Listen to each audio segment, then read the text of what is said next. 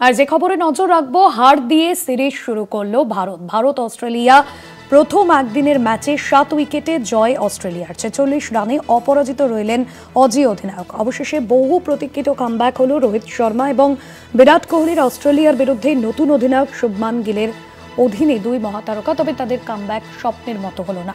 46 রানে অপরাজিত রইলেন অজি অধিনায়ক মিচেল মার্শ। 3টি ওয়ানডে ম্যাচের সিরিজের প্রথমটি 7 উইকেটে জিতল অস্ট্রেলিয়া। চলতি বছরেই প্রথম ওয়ানডে হারল ভারতীয় দল।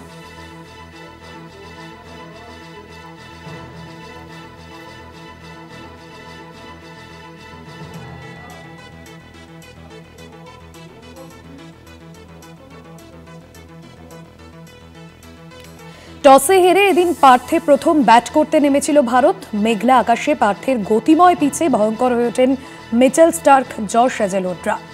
বহু প্রতীক্ষিত কামব্যাক হলো রোহিত শর্মা, বিরাট কোহলির, তবে তাদের কামব্যাক স্বপ্নের মতো হলো না। অস্ট্রেলিয়ার বিরুদ্ধে নতুন অধিনায়ক শুভমান গিলের অধীনে দুই মহাতারকা কিরকম খেলেন সেদিকে নজর ছিল সকলের। দুজনেই ব্যর্থ হলেন ভরাডুবি ভারতীয় ব্যাটিংয়ের। পার্থে বৃষ্টি বিঘ্নিত ম্যাচে ভারতের দেওয়া লক্ষ্য অনায়াসে তুলে দিলেন মিচেল মার্শরা। 3টি ওয়ানডে ম্যাচের সিরিজে প্রথমটিতে 7 উইকেটে জিতল অস্ট্রেলিয়া। চলতি বছরে এই প্রথম ওয়ানডে সিরিজ হারল ভারতীয় দল। অস্ট্রেলিয়ার বিরুদ্ধে নতুন অধিনায়ক শুভমান গিলের অধীনে দুই মহাতারকা এবং তাদের খেলার দিকে অবশ্যই নজর ছিল। কলকাতা টিভির যুগ্ম সম্পাদক গৌতম ভট্টাচার্য রয়েছেন আমাদের সঙ্গে ফোন লাইনে। গৌতম দা, অবশেষে বহু প্রতীক্ষিত কামব্যাক হলো রোহিত শর্মা এবং বিরাট কোহলির, তবে কামব্যাকটা হয়তো স্বপ্নের মতো ছিল না এবং আজকের ম্যাচটার পর হয়তো এটা বলাই যায় যে তাদের কামব্যাক শুভ হলো না। নিশ্চয়ই বলা যায়, কিন্তু আরো দুটো ম্যাচ আছে, অ্যাডিলেড এবং সিডনিতে। এবার দেখার যে সেখানে তারা কিরকম খেলেন। আমি এর আগেও বলেছি যে এর পরে সাউথ আফ্রিকার সঙ্গে 3 ম্যাচের ওয়ানডে সিরিজ আছে। আমার ধারণা বিরাট কোহলি, রোহিত শর্মার ভাগ্য আগামী 5টা ওয়ানডে ম্যাচের উপর নির্ধারিত হবে। যদি এই 5টা ম্যাচের বেশিরভাগ ম্যাচে তারা রান পান তাহলে তারা কিছুদিনের জন্য টিকে গেলেন। যদি রান না পান তখন খারাপ হবে। এবং আজকে তো ভারত হার দিয়ে সিরিজ শুরু করলো সাউথ অস্ট্রেলিয়া পার্থে। ভারতের একটা সাদা বলের দুর্গ বলা যায়, সেখানে হারলো। ব্যাটিং ভালো করে ক্লিক করলো না, একজন 8 রানে একজন 0 রানে আউট হয়ে গেলেন। আমার মনে হয় যে এবার ফোকাসটা চলে গেল সেকেন্ড ম্যাচের দিকে। প্রথম ম্যাচ ঘিরে যাবতীয় আকর্ষণ, যাবতীয় উত্তেজনা এবং সাসপেন্স শেষ। এবার দেখা যাক সেকেন্ড ম্যাচে ভারত সিরিজে সমতা ফেরাতে পারে কিনা। আর সেক্ষেত্রে গৌতম দা, আপনি কি মনে করেন যে পরবর্তী যে দুটি ম্যাচ রয়েছে সেক্ষেত্রে ভারত কি অনেকটাই মানসিকভাবে পিছিয়ে থাকবে এই দুই মহাতারকার আজকের যে পারফরমেন্সের পর? এবং আপনি কি মনে করেন টপ অর্ডারকে অনেকটা ধাতস্থ হতে হবে এই গতিময় উইকেটে? টপ অর্ডারকে ধাতস্থ হতে হবে। অনেক অনেক অনেক বছর আগে স্টিভও আমায় বলেছিলেন যে ভারত থেকে কেউ যখন অস্ট্রেলিয়ায় যায় আর অস্ট্রেলিয়া থেকে কেউ যখন ভারতে আসে, তাহলে যে লোকটা অস্ট্রেলিয়া থেকে ভারতে আসবে তার কাজটা অনেক সহজ। কারণ উনি বলেছিলেন যে উঁচু বাউন্সটা অ্যাডজাস্ট করা আর নিচু বাউন্সে অ্যাডজাস্ট করা অনেক অনেক সুবিধা। আমরা উঁচু বাউন্সে খেলি, ভারতে যখন যাই নিচু বাউন্স পাই, অ্যাডজাস্ট করে নিই। কিন্তু যেই আপনাকে উঠতে হবে, অর্থাৎ উল্টোটা, আপনি নিচু থেকে উঁচুতে যাবেন, তখন আপনার অ্যাডজাস্ট করতে একটু সময় লাগবে। ইন্ডিয়ান টিম সদ্য নেমেছে, সময়ও পায়নি। এরকম গতিমান উইকেট যদি বাকি সিরিজ জুড়ে চলে তাহলে বিরাট কোহলিরা কিন্তু চ্যালেঞ্জের সামনে পড়বে। অনেক ধন্যবাদ জানাবো গৌতম দা আপনাকে। কলকাতা টিভির যুগ্ম সম্পাদক গৌতম ভট্টাচার্য ছিলেন ফোন লাইনে।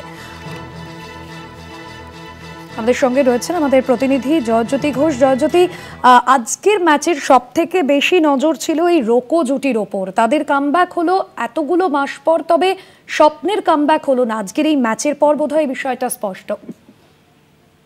দেখো ভাস্বতী, ক্রিকেটটা কিন্তু রূপকথা নয়। মানে এখানে অনেক কিছু ব্যাপার রয়েছে, অনেক কিছু জিনিস ম্যাটার করে। আর 7 মাস পরে কামব্যাক করে এক্ষেত্রে যে তারা এই অস্ট্রেলিয়ার টিপিক্যাল পার্থ উইকেট, সাধারণত যে উইকেটটা আমরা দেখে এসেছি এর আগে 90s যে উইকেটটা আমরা দেখতাম যে পার্থে, সেই উইকেটে দাঁড়িয়ে রোহিত শর্মা এবং বিরাট কোহলিকে ফেলে দেওয়া, তাও আবার মিচেল স্টার্কের সামনে, এটা এতটা সহজ নয়। এবং প্রথম ম্যাচ, তাদেরকেও সময় দিতে হবে এবং তারা প্র্যাকটিস করার সময় সেভাবে পাননি। এবং ক্রিকেটটা খেলে যেতে হবে। এটা কিন্তু আজকের ম্যাচটা আরো একবার দেখিয়ে দিচ্ছে যে প্র্যাকটিস না থাকলে এবং রেগুলার ক্রিকেটের সঙ্গে যোগাযোগ না থাকলে কি পরিণতি হতে পারে। রোহিত শর্মাও একটা দুর্দান্ত ডেলিভারিতে আউট হয়েছেন, বিরাট কোহলিও সেভাবে টাচে দেখা যায়নি। তবে তারা হয়তো কামব্যাক করবেন, তবে আজকের দিনটা তাদের জন্য ছিল না এবং উইকেটটাও একদম টোটালি ডিফারেন্ট। মানে সাধারণত উপমহাদেশীয় উইকেটে ভারতীয় দল খেলে এসছে এতদিন ধরে, হঠাৎ করে এই পার্থের যেখানে ফার্স্ট ট্র্যাকে তারা পড়েছে সেখান থেকে তাদের ঘুরে দাঁড়ানো বেশ কঠিন ছিল। আজকে প্রথম থেকেই ডমিনেট করেছে অস্ট্রেলিয়া, তবে 1-0 হয়েছে, সেটা অবশ্যই 1-1 করতে চাইবে অ্যাডিলেডে, সেটার জন্য কিছুটা সময় থাকছে। আশা করবো যে তারা কামব্যাক করবে অ্যাডিলেডে। একদমই, অর্থাৎ উইকেটের যে পরিস্থিতি, যে গতিময় উইকেট, সেখানে টপ অর্ডারকে আরও কিছুটা হলেও ধাতস্থ হবে বলে মনে করছো? অবশ্যই, মানে এখানে আজকে দেখো প্রথম থেকেই কিন্তু একের পর একটা উইকেট পতন, সেটা শুভমান গিল হোক, সেটা বিরাট কোহলি হোক। বিরাট কোহলি আবারও সেই অফ স্ট্যাম্পের এতটা বাইরের বল তিনি খেলছেন ঝুঁকি নিয়ে, এবং সেই রিফ্লেক্সটাও কিন্তু সেভাবে আজকের ম্যাচে চোখে পড়েনি। রোহিত শর্মা যেখানে মানে এতদিন ধরে 7 মাস পরে তিনি আসছেন, তিনি যেখানে প্র্যাকটিস করেছেন, আমি অ্যাকচুয়ালি সেখানেই দাঁড়িয়ে রয়েছি এই মুহূর্তে, এই শিবাজি পার্কে এই মুহূর্তে রয়েছি। সেই মানে এখানের উইকেটের সঙ্গে মানিয়ে নেওয়া এবং হঠাৎ করে গিয়ে পার্থের উইকেটে মানিয়ে নেওয়া, দুটোর মধ্যে কিন্তু বিশাল পার্থক্য। তাই অ্যাডাপ্টেশন যে রয়েছে ক্রিকেটের একটা টার্মিনোলজি, যে অ্যাডাপ্ট হতে হবে, সেটা যদি তাড়াতাড়ি না হতে পারেন, কারণ 3টি ওয়ানডে খেলবে এক্ষেত্রে ভারতীয় দল।